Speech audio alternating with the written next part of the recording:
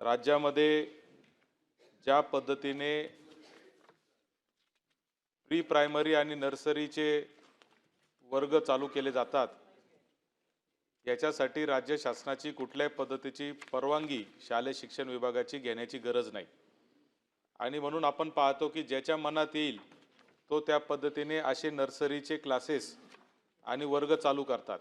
कोणी बंगल्यामध्ये करतं, कोणी 2 खोल्यांमध्ये करतं, त्याची कुठल्याही पद्धतीची सुरक्षतेची व्यवस्था नाही, कारण त्याची नोंदणीच तुमच्याकडे नाही।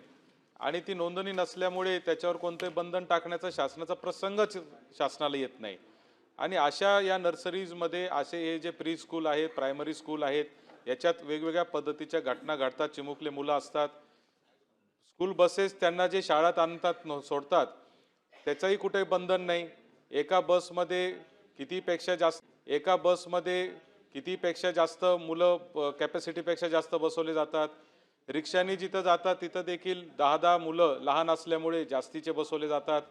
आणि म्हणून माझी राज्य शासनाला एक प्रश्न या सूचनेच्या माध्यमातून असा आहे, या उत्तरामध्ये मंत्री महोदय आपण असं उत्तर दिलेलं आहे आणि जे मला माहिती की तुम्ही परत उत्तरामध्ये तेच सांगणार आहात की राष्ट्रीय शैक्षणिक धोरणामध्ये खाजगी बालवाटिका म्हणजे नर्सरी जे आहेत त्यांच्यासाठी नोंदणी संदर्भात अधिनियम प्रस्तावित करण्यात येणार आहे। म्हणजे आज अस्तित्वात नाही, मग तो कधी अस्तित्वात येणार आहे, त्याची अंमलबजावणी कधीपासून होणार आहे, अनधिकृत ज्या शाळा चालू झालेल्या आहेत प्री प्रायमरी त्या कधीपर्यंत बंद होणार आहेत, याबाबतचं स्पेसिफिक उत्तर मंत्री महोदय आपल्याकडून अपेक्षित आहे।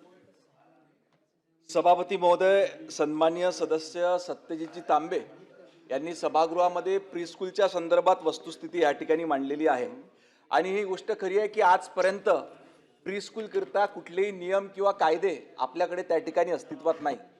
आणि ते म्हणत आहे की तुम्ही उत्तरही तेच द्याल, परंतु मला असं वाटते मान्य सत्यजित तांबे शिक्षण क्षेत्रामध्ये मागच्या 30 ते 40 वर्षापासून आहे, परंतु आत्ता साधारणतः ज्या काही घटना घडल्या त्याच्यामुळे अत्यावश्यकता त्या ठिकाणी आपल्या सर्वांना वाटली आणि म्हणूनच ह्या सरकारनं निर्णय घेतला की ह्या सर्व प्रीस्कूल त्या ठिकाणी शासनाच्या अखत्यारीमध्ये आल्या पाहिजे, शासनाचं त्यावर कुठेतरी नियंत्रण असलं पाहिजे।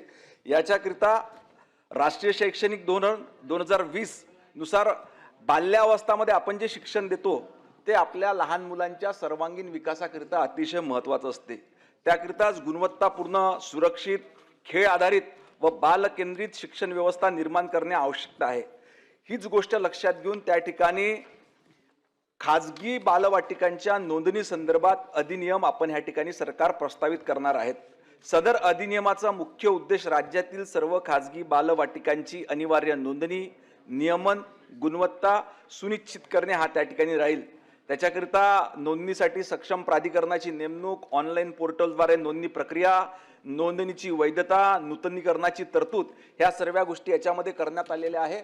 आणि जे काही प्रकार आता घडत आहेत, आता जे उदाहरणार्थ बदलापूरला झालं, स्कूल व्हॅन मध्ये त्या ठिकाणी अवघ्या 4 वर्षाच्या बालकासोबत त्या ठिकाणी तो प्रकार घडला, परंतु आपण शाळेवर कारवाई करू शकलो नाही, कारण आपल्याला त्या ठिकाणी त्या आपल्या अखत्यारीतच ते प्रीस्कूल त्या ठिकाणी येत नाही। म्हणून याच्यावर नियंत्रण घेण्याकरिता लवकरच आपण त्या ठिकाणी अधिनियम प्रस्तावित करतोय आणि सरकारच्या अधिनियमाखाली महोदय, राष्ट्रीय शैक्षणिक धोरण 2020 मध्ये हे प्रस्तावित केलं होतं की असा अधिनियम असला पाहिजे, प्री प्रायमरीच्या शाळा देखील शासनाकडे नोंदणीकृत असल्या पाहिजे।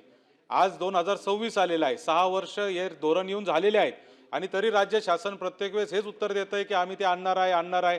कधीपर्यंत आणणार याचं ठोस उत्तर मंत्री महोदय आपण द्या, तारीख द्या। आज मी आपल्याला सांगतो की अंतिम स्तरावर आपली जी प्रक्रिया आहे, जे आपण अधिनियम तयार करतोय, अंतिम टप्प्यामध्ये लवकरात लवकर आपण हे सभागृहात मांडू।